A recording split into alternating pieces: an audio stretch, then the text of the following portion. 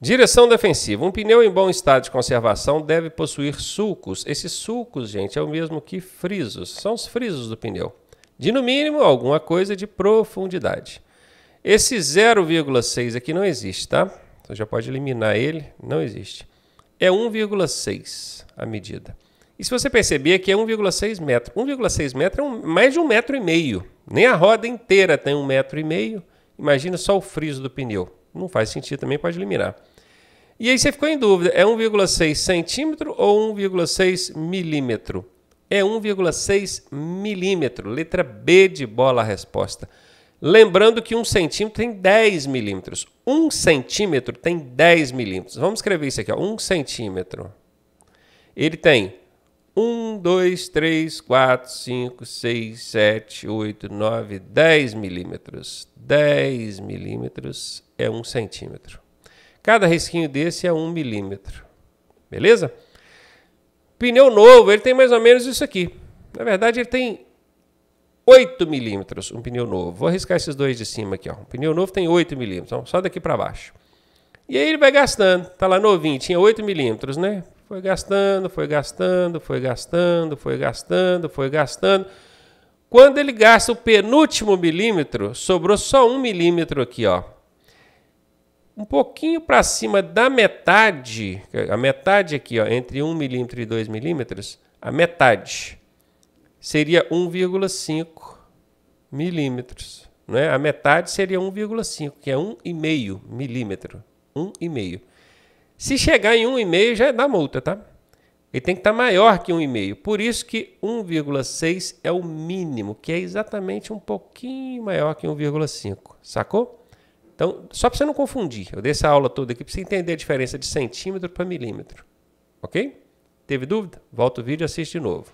Mas um pneu novo, ele tem quase 1 centímetro. Ele tem 8 milímetros. Ele vem até aqui, ó 8 milímetros, 0,8 centímetros ou 8 milímetros. Esse é o pneu novo.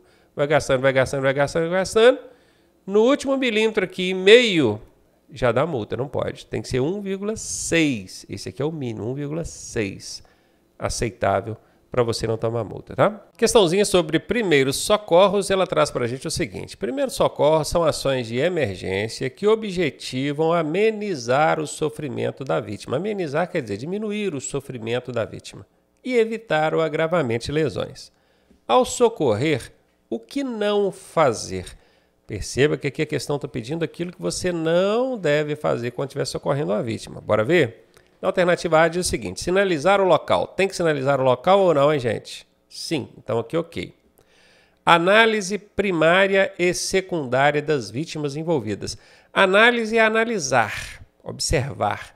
Primária e secundária são procedimentos que a gente aprende no treinamento, durante o curso de legislação, né? Das vítimas envolvidas. Sim, eu preciso fazer essa análise. Letra C. Parar o mais próximo possível do veículo sinistrado. Sinistrado é o mesmo que acidentado. É uma forma chique que o Código de Trânsito arranjou agora de chamar o acidente de trânsito. Acidente agora é sinistro e acidentado é sinistrado. Então eu tenho que parar o mais próximo possível do veículo sinistrado? Não tem lugar nenhum que afirma isso. Em algumas circunstâncias pode ser até perigoso. Então se eu estou procurando aquilo que não fazer, que é o que está aqui em cima, possivelmente a resposta vai ser essa. Mas vamos analisar a letra D também. Acionar a equipe de resgate. Você tem que acionar a equipe de resgate quando você for prestar um socorro? Claro, gente. Isso é uma das primeiras coisas que a gente faz. Então, a A, sim. A B, sim. A D, sim. Mas essa C, não. Então, o que não fazer? Letra C é a resposta. Sinalização viária. O que o condutor desta ilustração está sinalizando? Aí tem a imagenzinha aqui, ó. Eu estou vendo que o motorista, eu estou vendo esse carro por trás, tá? Tem que entender que isso aqui é por trás, ó, tem as lanternas vermelhas aqui, que são as luzes de freio, lanterna traseira. Não tem farol aqui, não é? Eu estou vendo esse veículo por trás. O condutor colocou o braço esquerdo para fora, com o braço na horizontal. Horizontal é quando está essa linha reta, tá? E o antebraço apontando para cima. Por que eu estou narrando isso, descrevendo isso, aliás? É porque ao invés de trazer ilustrado, a questão poderia ter trazido escrito. E aí, você conseguiria imaginar que situação é essa? Braço na horizontal e antebraço na vertical? Pois é. Nesse caso aqui, ele está sinalizando o quê? Ele está sinalizando que vai parar o seu veículo que vai dobrar à direita, que vai dobrar à esquerda ou que vai diminuir a velocidade para algum motivo. Ele não é parar e nem diminuir a velocidade. Aqui ele está indicando que vai dobrar à direita, tá? Se ele tivesse com o braço todo esticado, braço e antebraço esticado assim, ele estaria indicando que vai dobrar ou manobrar, fazer alguma manobra para a esquerda. Mas como ele colocou o antebraço na vertical, ele está indicando que vai fazer alguma manobra para a direita. Letra B de bola é a resposta. E aí, tá gostando da aula? Eu sou o professor Ronaldo Cardoso e tenho o caminho das pedras para você chegar à sua aprovação da forma mais suave possível. Se você fizer exatamente o que eu te pedi, eu garanto que você passa. Clique aqui no primeiro link da descrição e vem ser aprovado com a gente. Questão de mecânica. O bom funcionamento do veículo depende de manutenções com trocas de vários componentes líquidos e lubrificantes. O lubrificante não é componente líquido? É, né? Questão que foi redundante. Indique abaixo os itens que devem ser verificados com maior frequência. Filtro de combustível. Ok. A cada 10 mil quilômetros, em média, que a gente faz revisão no veículo, precisa trocar o filtro de combustível. Bomba d'água? Não, a bomba d'água só se ela der um defeito mesmo. Esse aqui não precisa ficar trocando periodicamente, não. Está fora. Letra A, eliminada. Filtro de ar? Sim, tem que trocar a cada revisão, 10 mil quilômetros ali e tal. Velas de ignição? Não. Velas de ignição só se elas começarem a apresentar problema mesmo. Então, isso aqui não é trocado a cada revisão, não. Letra B está fora. Nível de óleo? É uma coisa que a gente observa. Água do sistema de arrefecimento? Calibragem dos pneus, sim. Inclusive esses três aqui a gente olha diariamente, né? Pode dizer. Provavelmente essa vai ser a resposta. Nível de óleo do motor, sim. Mas da caixa de câmbio, que é da caixa de marchas? Não. Absolutamente não. Lonas de freio? Também não é trocado assim a cada revisão, não. Até troca-se com frequência, mas não... Se tivesse que escolher entre lonas de freio e esses três aqui de cima, disparado, nível de óleo, água e calibragem dos pneus, isso aí é frequentemente mesmo, é praticamente todo dia. Tá? Letra C, a resposta. Primeiros socorros. Palidez, ou seja, a pessoa está pálida, branca. Sede e calafrios são sintomas de quê? Sintomas, gente, para quem tem dificuldade em entender essas palavras técnicas, você pode entender como sinais. São sinais de quê? A pessoa está sinalizando o que com isso? Que ela está com hemorragia, com a lesão na cabeça, com a queimadura ou uma fratura. Olha, a queimadura e a fratura não causam calafrios, até que a queimadura talvez sim, mas sede e palidez não. Essa palidez aqui é por perda de sangue. A pessoa fica pálida porque a circulação sanguínea não está adequada. Isso, na maioria das vezes, acontece por perda de sangue. Ela teve um sangramento interno ou externo, você não está vendo, e ela está perdendo sangue, então ela está pálida. E um dos sintomas mais marcantes de uma pessoa que está com perda de sangue, com hemorragia, é sede. É sede. Principalmente se ela tiver com hemorragia interna. Um osso da costela ali quebrou, perfurou um órgão interno, um pulmão, um fígado, alguma coisa, e ela sente muita sede, ela fica com a boca seca, as mucosas secas, ela fica ávida por água, me dá água, água, e não pode dar água, tá? Nesse caso não pode dar água. Então, palidez, perda de sangue. Sede, sinal de hemorragia. Calafrios também entra nisso. Letra A é a resposta. Infrações e penalidades. É considerada infração de natureza leve, média, grave ou gravíssima, que vai encaixar aqui dentro, hein? O uso do farol de xenônio, que o pessoal chama de xenon, né? Em desacordo com as normas estabelecidas pelo CONTRAN. Essa infração, gente, aliás, essa questão é uma questão que eu considero covarde, porque eles dão uma situação e te perguntam, isso é leve, média, grave ou gravíssima? Gente, são mais de 500 condutas infracionais. Como é que você vai decorar isso tudo? Eu tenho 20 e tantos anos que eu sou instrutor de trânsito, eu não sei todas de cor. Eu, às vezes, até acerto aí 90%, 95%, porque eu já conheço muitas, né? Fui aprendendo ao longo da profissão, nunca preocupei em decorar isso. E também porque eu já conheço alguns macetes que ajudam a identificar se é leve, média, grave, gravíssimo. E eu até ensino esses macetes para vocês. E não tem quem saiba, tá? Não tem policial rodoviário federal, não tem ninguém que saiba todas de cor. Não tem como. Até porque isso fica mudando constantemente. O que é leve hoje, amanhã pode ser grave, o que é grave pode ser leve. Isso muda. Então, é perda de tempo querer decorar isso, tá? Não tente. Mas é o seguinte, eu tenho um macete que nessa questão aqui nem ajudou muito. Que o macete é o seguinte, quando a infração oferecer risco direto, né? Risco indireto, não. Ah, se acontecer assim, pode ser que não. É risco direto. A segurança ou a vida, aí a infração é grave ou gravíssima. Risco direto. Por exemplo, deixar de usar o cinto de segurança, avançar o sinal vermelho, risco direto. A segurança, a vida, grave ou gravíssima, né? Agora, farol, mexeu lá no sistema de iluminação do veículo. Será que isso oferece risco direto? Sinceramente, indireto talvez ofereça, porque o cara vai colocar uma iluminação ali inadequada no veículo, aquilo bate no olho de quem vem de lá para cá, e aí pode acontecer um acidente, um sinistro, né? Agora chama de sinistro. Indireto até quando, mas direto não. Então essa infração teria que ser média ou leve, né? Pelo meu macete. Pois é, mas o macete aqui dessa vez não funcionou. Essa infração é grave. Mexer no sistema de iluminação do veículo, farol, essas coisas, é grave. Grave, não mexam, tá? Beleza, guardou? Ó o macete, hein? Apesar de não caber aqui nessa questão, mas eu uso ele, ajuda muito. E essa aqui eu já sabia que a resposta era grave, porque eu já decorei, né? De tanto ver ela. Sistema de iluminação, o pessoal mexe constantemente. Motoqueiro, então, motociclista, né? Adora mexer no farol da moto. Não pode, é grave. Beleza? Mais um aí de infrações e penalidades. Frequência obrigatória em curso de reciclagem e transbordo do excesso de carga são consideradas, respectivamente, o quê? Quando aparece essa palavrinha respectivamente, você tem que prestar atenção nos dois itens, ou três, às vezes 3, 4, que foram apresentados para você responder na exata ordem. Nós temos aqui duas punições, ou duas punições, vamos colocar assim. A primeira, a número 1 aqui, é a frequência obrigatória em curso de reciclagem. Você vai ser obrigado a frequentar um curso de reciclagem. E a segunda, que é essa aqui, é o transbordo do excesso de carga. O veículo estava com excesso de carga e teve que fazer o transbordo, retirar o excesso dali. Ambas, vamos dizer assim, são punições. E as punições a gente sabe que são divididas em penalidades, aqui, ó, penalidades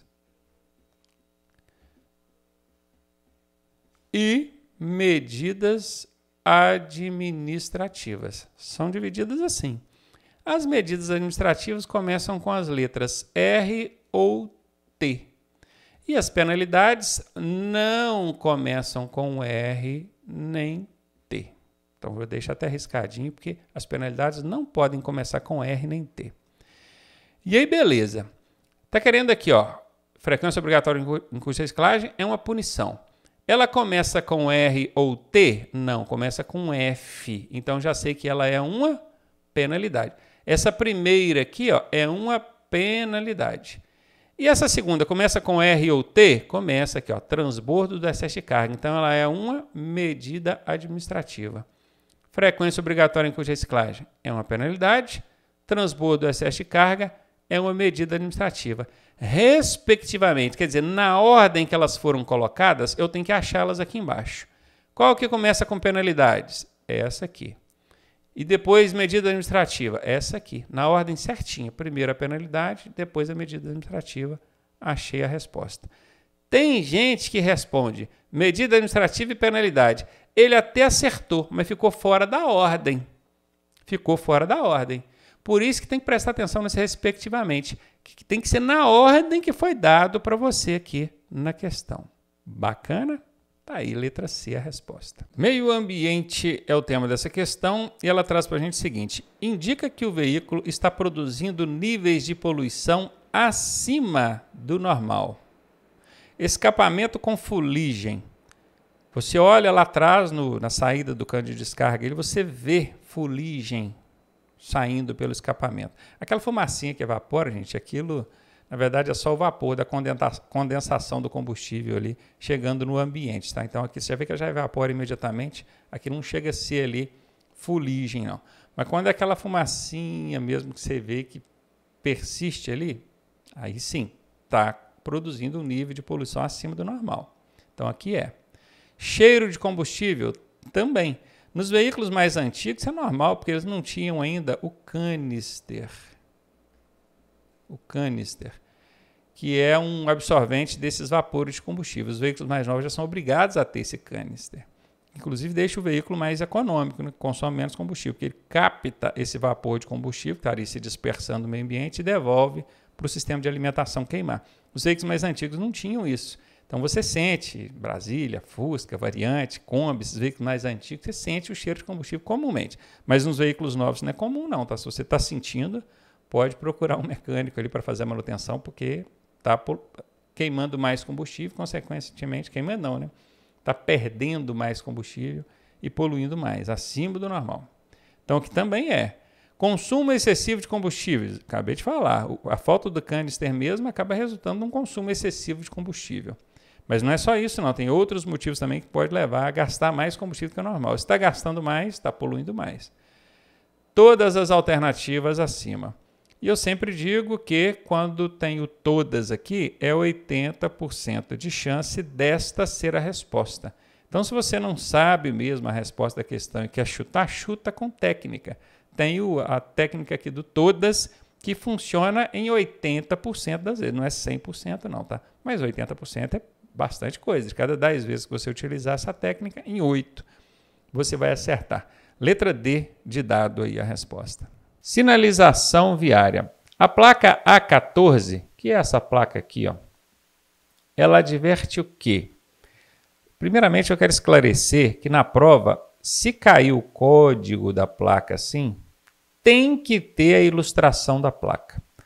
Vira e mexe tem gente teimando. No meu Detran não caiu a ilustração, caiu só o código. E a minha instrutora disse que tem que decorar o código mesmo, porque aqui não cai só a ilustração. Não é assim. Eu já fiz contato com todos os Detrans do Brasil. Pode até acontecer de uma imagem não sair por erro no sistema, ou uma questão que foi lançada ali e esqueceram de colocar a placa. Então chame o examinador, porque eu posso afirmar uma coisa para você. É impossível decorar todas as sinalizações de trânsito só pelo código. Eu não sei todas. Desafio alguém que saiba. E além de que, se fosse possível decorar todas as sinalizações pelo código, isso não ia valer de nada, porque lá no trânsito você não vai ver o código, você vai ver a sinalização, ok? Então pode constar o código, mas tem que ter a ilustração do lado. Não aceite fazer questão que não tenha a ilustração, que tenha só o código. Então essa placa aqui, ela adverte que você já passou por um semáforo. Aqui tem um semáforo, ela é uma placa amarela, né, que é a placa de advertência. Ela está me advertindo que eu já passei por um semáforo. É como se avisar que eu não pude ir à reunião. Ó, se você não veio, eu já estou sabendo que não veio, né? Seria mais ou menos a mesma coisa. Você passou por um semáforo. Para quê? Qual a finalidade dessa placa? Avisar que você já passou. Não faz sentido. Então, isso aqui está fora. Que você vai encontrar um semáforo à frente, aqui faz sentido. Ele está te avisando, ó. Mais para frente aí, tem semáforo, tá? Presta atenção para você não avançar ele. Pode ser essa a resposta. Que você não é obrigado a parar no semáforo à frente. Bom, se eu vou precisar parar ou não, só quando eu chegar lá que eu vou saber, né? Se tiver na luz verde, eu não preciso parar não, mas se tiver na vermelha, eu vou ter que parar sim. Então, com certeza não é esse o objetivo dessa placa. Que há semáforo para outros condutores, mas para você não. Se é para outro condutor, qual a finalidade de te avisar? Tinha que avisar o outro condutor então, né? Questãozinha assim, alternativazinha pífia. É aquela absurda, né? Sempre, toda questão tem uma alternativazinha absurda que você pode já chegar eliminando. A resposta aqui é a letra B de bola mesmo. Ela significa semáforo à frente. O significado dela é esse aqui, ó, semáforo à frente. Está te avisando que você vai encontrar um semáforo daqui a alguns metros. Questões sobre sinalização viária. A placa de advertência A44, essa placa aqui, significa o quê? Estou vendo aqui parece um coqueiro, né? Uma palmeira e bastante vento, porque as folhas dessa palmeira estão todas indo aqui para um lado só, para o lado que o vento está soprando. Isso aqui significa vento ou tempestade, pista litorânea, quer dizer, de litoral, onde venta muito, vento lateral ou cuidado, vento forte. Tem muita gente que vai nessa aqui, cuidado, vento forte, mas não é. O significado dessa placa é vento lateral.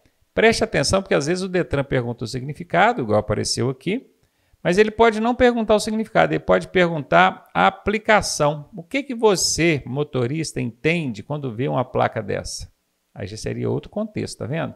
Entende que ele tem fortes correntes de ar que podem interferir na dirigibilidade do veículo. Você vê que pode balançar muito. Sendo um veículo mais alto, por exemplo, uma van, um ônibus é alto, mas é pesado, né? Então ele não sofre tanto, mas sofre também. Mas uma van é um veículo alto e leve. A recomendação é que você abra as janelas do veículo para que o vento passe pelo veículo e não interfira tanto na sua dirigibilidade. Obviamente, sob uma circunstância dessa, dirigir em velocidade mais baixa e tomando outros cuidados ali. Mas aqui só perguntou o significado. Então, vento lateral. Essa é a resposta.